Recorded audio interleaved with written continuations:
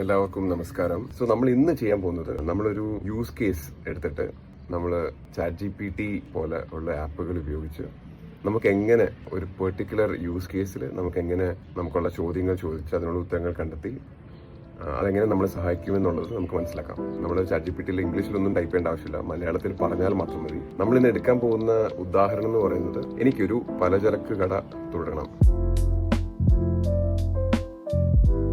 അതിന് ഗവൺമെന്റിൽ നിന്ന് എന്ത് സ്കീം സഹായങ്ങളാണ് എനിക്ക് കിട്ടുക, ഏത് ബാങ്കുകളുടെ അടുത്ത് എന്ത് ലോൺ ചോദിച്ചു പോകാൻ പറ്റും എന്നുള്ളതാണ് ഞാനിപ്പോൾ ചോദിച്ച് മനസ്സിലാക്കാൻ പോകുന്നത്.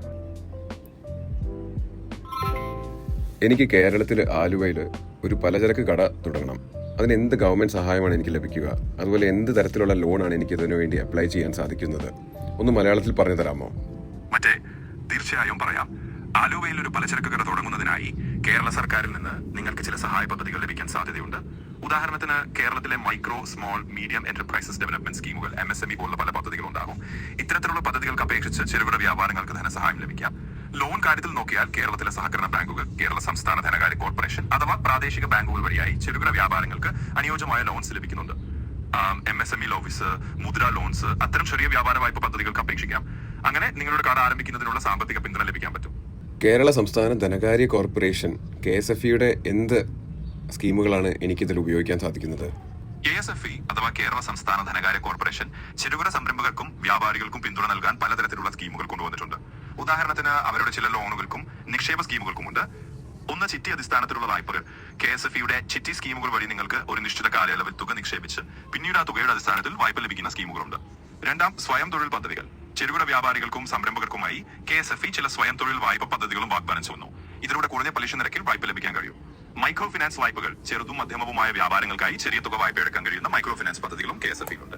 ഇവയോടെ കൂടാതെ നിങ്ങളുടെ പ്രത്യേക ആവശ്യങ്ങൾ അനുസരിച്ച് KSFE ഓഫീസിൽ നേരിട്ട് ചേർന്ന് കൂടുതൽ വിവരങ്ങൾ അന്വേഷിക്കാം. ഞാൻ KSFE ഓഫീസിലോട്ട് പോകുമ്പോൾ എന്ത് ഡോക്യുമെന്റുകളാണ് കയ്യിൽ വെക്കേണ്ടത്? സാധാരണയായി KSFE ഓഫീസിലേക്ക് പോകുമ്പോൾ നിങ്ങൾക്കുണ്ടാകാൻ വേണ്ട ചില പ്രാഥമിക ഡോക്യുമെന്റുകൾ ഇതാണ്. അഡ്രസ് പ്രൂഫ്, നിങ്ങളുടെ താമസ സ്ഥലത്തിന്റെ വിലാസ തെളിവ്, ഉദാഹരണത്തിന് ആധാർ കാർഡ്, വോട്ടർ ID അല്ലെങ്കിൽ യാതൊരു സർക്കാർ അംഗീകൃത വിലാസരേഖ. ഐഡന്റിറ്റി പ്രൂഫ്, നിങ്ങളുടെ തിരിച്ചറിയൽ രേഖ, സാധാരണയായി Aadhaar card, PAN card, driving licence അല്ലെങ്കിൽ പാസ്പോർട്ട്. വ്യവസായം സംബന്ധിച്ച വിവരങ്ങൾ, നിങ്ങളുടെ കട ആരംഭിക്കുന്നതിനെ കുറിച്ചുള്ള അടിസ്ഥാന വിവരങ്ങൾ, ബിസിനസ് പ്ലാൻ, ചെലവ് കണക്കുകൾ എന്നിവ. പാസ്പോർട്ട് സൈസ് ഫോട്ടോകൾ ചിലപ്പോൾ ആവശ്യമായി വരാം. 3, ബാങ്ക് അക്കൗണ്ട് വിശദ വിവരങ്ങൾ, നിങ്ങളുടെ ബാങ്ക് അക്കൗണ്ടിന്റെ വിശദ വിവരങ്ങളും ചിലപ്പോഴൊക്കെ നൽകേണ്ടി വരും.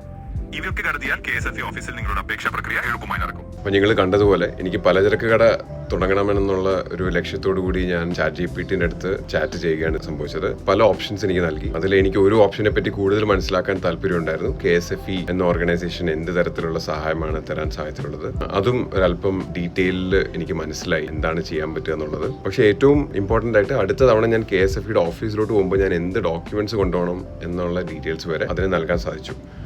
അപ്പോൾ ഇതുപോലെയുള്ള ഓരോ യൂസ് കേസുകൾക്കും നമുക്ക് ChatGPT ഒക്കെ ഉപയോഗിക്കാൻ പറ്റുന്നതാണ്. ഇനിയും ഇതുപോലെയുള്ള കുറേ ഉദാഹരണങ്ങൾ നമ്മുടെ ടീം ഷെയർ ചെയ്യുന്നതായിരിക്കും. അപ്പോൾ കുറേ ഉദാഹരണങ്ങൾ കാണുമ്പോൾ നിങ്ങൾക്കും ഒരു ഐഡിയ കിട്ടും എന്ത് തരത്തിൽ നമുക്ക് ഇതുപോലെയുള്ള ആപ്പുകൾ ഉപയോഗിക്കാം. ഇത് മലയാളത്തിൽ മാത്രമല്ല, നിങ്ങൾക്ക് ഇംഗ്ലീഷിലും ടൈപ്പ് ചെയ്യാം, ഇംഗ്ലീഷിലും സംസാരിക്കാം. നമ്മൾ പറയുന്ന ലാംഗ്വേജ് അത് മനസ്സിലാക്കി അതിനനുസരിച്ച് പ്രതികരിച്ചോളും. Okay, thank you.